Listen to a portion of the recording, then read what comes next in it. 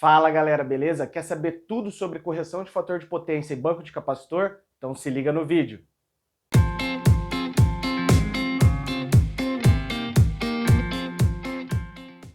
Bom galera, nesse vídeo aqui vou entregar tudo que eu sei sobre fator de potência e a correção dele, né? Quando você está abaixo dos limites aceitáveis. Então você consegue ganhar dinheiro com isso, né? Oferecendo seu serviço. A gente vai mostrar um exemplo aqui e os benefícios que isso traz, né? Então assiste até o final, se inscreve aí no canal, deixa seu like, seu comentário aí no final do vídeo, porque pra gente isso daí é muito importante. Então, sem mais delongas, vamos no vídeo.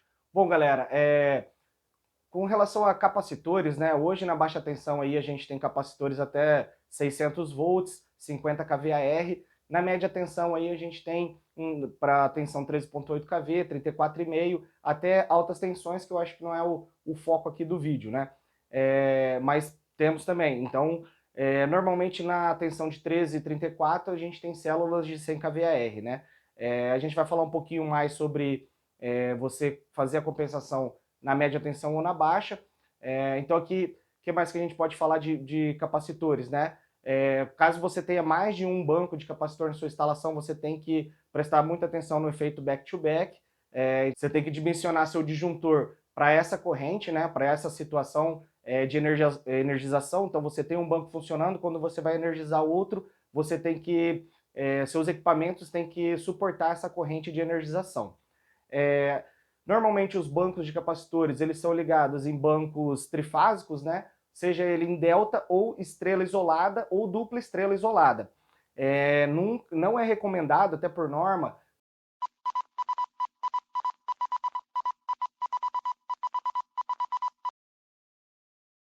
você fazer uma ligação estrela-terrado. Por quê? Porque você vai ter um caminho de sequência zero. Então, como o capacitor, né, a reatância capacitiva, ela para altas frequências, ela é uma baixa impedância, então você vai ter circulação aí para correntes de sequência zero de ordens harmônicas elevadas, se você tiver no seu sistema. Além das correntes de desequilíbrio, então você vai ter um caminho para o terra aí que não é muito legal.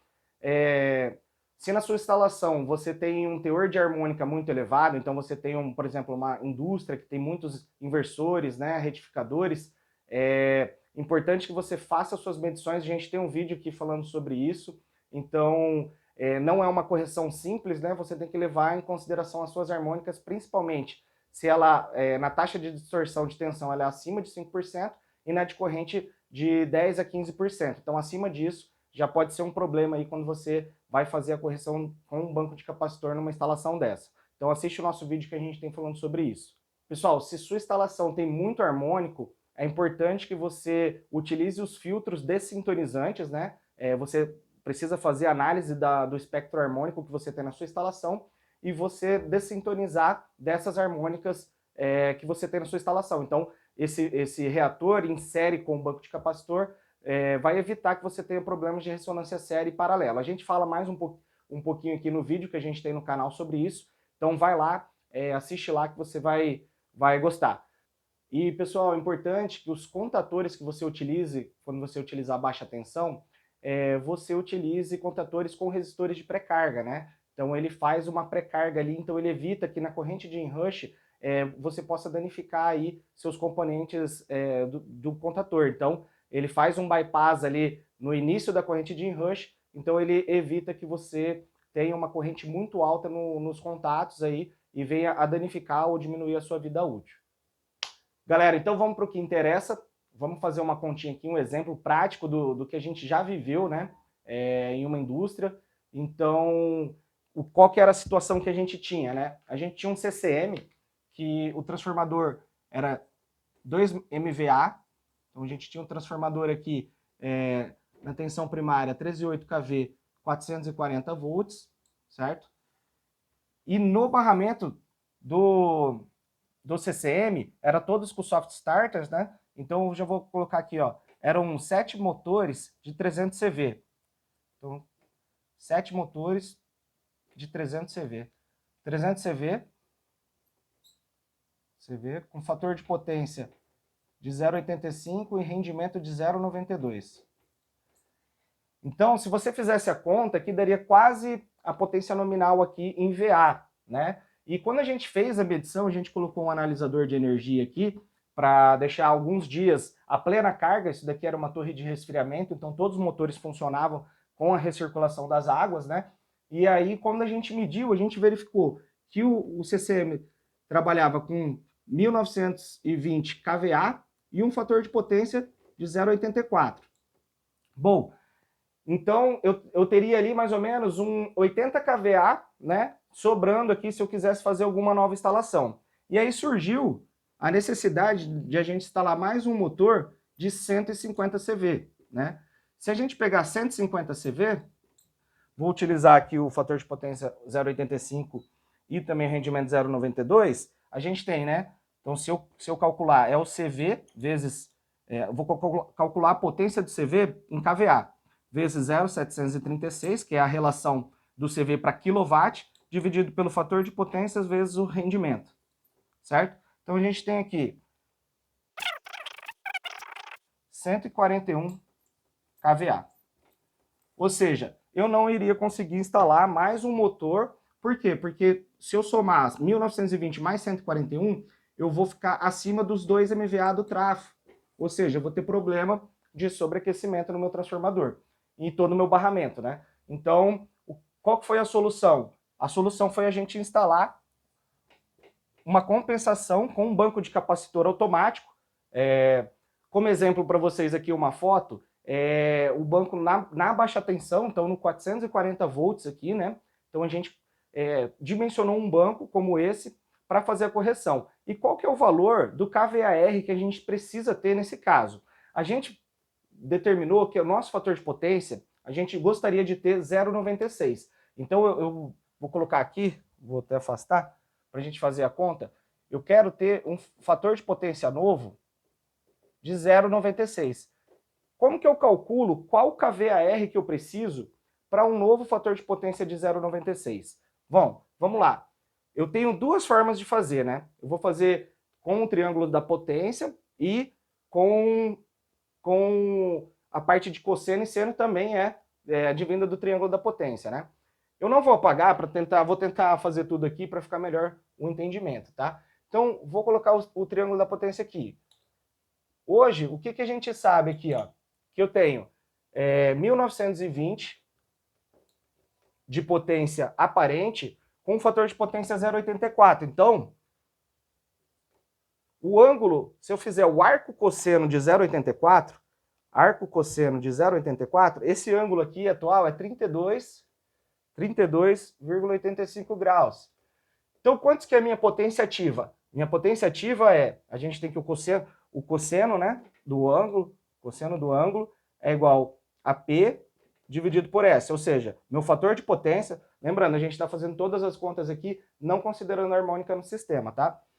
O fator de potência é a minha potência ativa dividido pela minha potência aparente, ou seja, minha potência ativa, eu passo multiplicando, 1920, né, minha potência aparente, quer dizer, minha potência aparente, 1920, vezes o fator de potência, que é 0,84 aqui, 0,84. Então, o meu P aqui vai ser 1920 vezes 0,84, 1.612 quilowatts. Então, eu tenho 1.612. Então, qual que é meu Q atual aqui? Minha potência reativa atual, né? Então, vou fazer aqui minha potência reativa atual. Eu posso fazer pelos quadrados das potências ou pelo seno, né? Se eu fizer aqui, ó, por exemplo, eu fiz aqui cosseno é igual a P sobre S. Para eu achar o P. Se eu quiser achar o Q, como que eu acho? Qual que é o seno? Cateto oposto sobre a hipotenusa. Então, o seno daquele ângulo, o seno de... Vou colocar aqui, ó, o seno de 32,85 é igual a Q dividido por S. Ou seja, quanto que é meu S? Quanto que é meu Q? Passo multiplicando o S. Então, Q é igual a S, 1920, vezes o seno de 32. Seno de 32,85. 0,54. Então, quanto que é meu Q? Vezes 1920, 1040. 1041 kVAR. Bom, eu tenho então meu triângulo da potência atual, 1041. 1041 kVAR. Bom, então, Felipe, quantos que você tem que chegar para o seu fator de potência novo, seu Q novo, ser 0,96? A gente vai fazer aqui, ó. Qual que é o ângulo para o meu fator de potência ser 0,96? Então eu tenho que fazer o arco cosseno de 0,96, né? De 0,96 é igual. Então eu vou calcular qual que é o ângulo para dar 0,96. Então o ângulo é 16,26. Então aqui meu novo ângulo é 16,26. Então qual que é meu Q? Como que eu posso fazer meu Q? Bom, daqui a gente tira da relação, de novo, cosseno do ângulo, né, é igual a P sobre S. Eu tenho P e tenho um novo cosseno. Então eu tenho 0,96 é igual ao meu P 1612, que o P não muda. Qual que é meu S novo, né? Quantos que eu teria que ter de S aqui? É 1612 dividido, né? 1612 dividido por 0,96. O S troca com 0,96 aqui. Então, meu S novo é igual a 1679, certo? Então, para esse fator de potência e aquela potência ativa, eu vou ter 1679. Então, qual que é meu S, né? Eu posso fazer de duas formas, né? Qual que é meu Q, na verdade, né? O S eu já achei. Eu posso fazer S ao quadrado é igual ao P ao quadrado mais Q ao quadrado, ou fazer por seno daquele ângulo, né? Seno de 16 e 26 é igual a Q sobre S. Então eu tenho essas duas formas. Então se eu fizer aqui, vou fazer das duas formas, ó. 1679 menos ao quadrado, né? Menos 1612 vezes 1612 ao quadrado. Raiz quadrada disso, 400, então aqui, ó, 469 kVAR.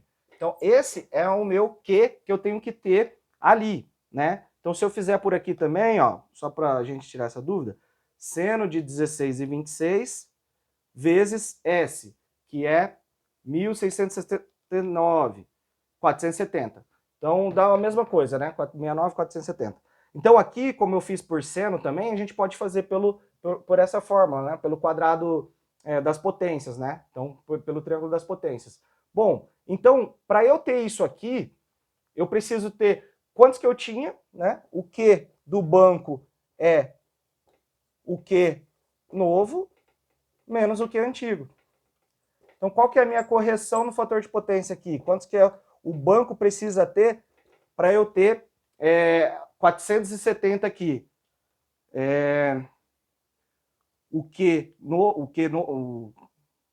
Na verdade é o Q antigo menos o Q novo aqui, né? Senão vai ficar negativo.